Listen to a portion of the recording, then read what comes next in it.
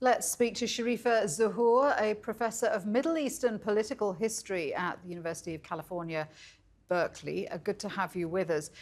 There's obviously growing calls for a ceasefire in this conflict, yet Benjamin Netanyahu seems reluctant to stop the bombardment of Gaza immediately.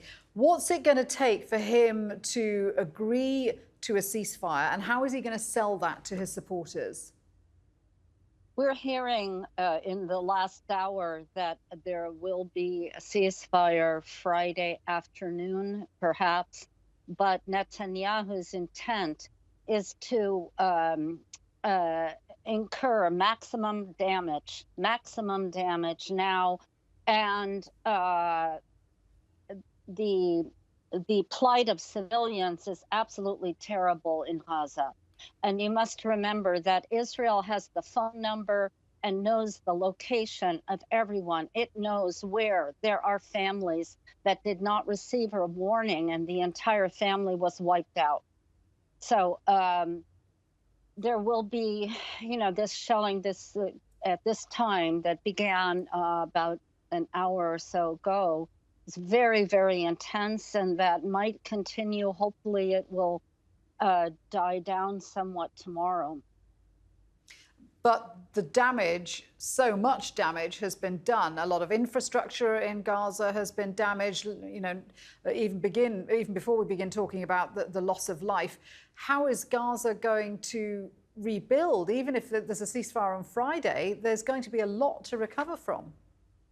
There's a lot to recover from, and Israel's stance, or Netanyahu's stance, is he doesn't care. He doesn't care. He wants to inflict damage. It helps him politically. Israel's own strategists are busy telling themselves that this campaign is good for them, that the number of rockets that Hamas had, which apparently Israel didn't know they had, will be decimated. And I think they're wrong. I think they're not calculating the degree of anger and the degree of human suffering, which always builds into making a conflict continue, not ending it, even if there is a ceasefire, even if there is a truce.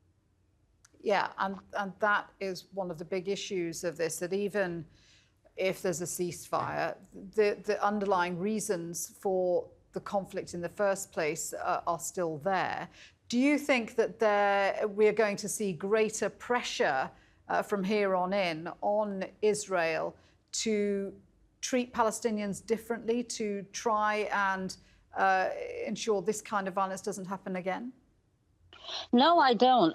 What I saw is that under this strange situation where, there was an Israeli government, but there wasn't, and so on, the police crossed numerous red lines, as we saw last month, during Ramadan, not allowing meetings after the fast in Al-Aqsa, firing into Al-Aqsa, which is a huge red line. And then in the behavior of the police accompanying settlers into attack Palestinians in the mixed cities and the mixed areas. And so this is actually united Palestinians, the 48 Palestinians, with those in Gaza, and the entire issue of what will guarantee justice has not been dealt with at all. Sherife Zuhur, thank you very much indeed for speaking with us.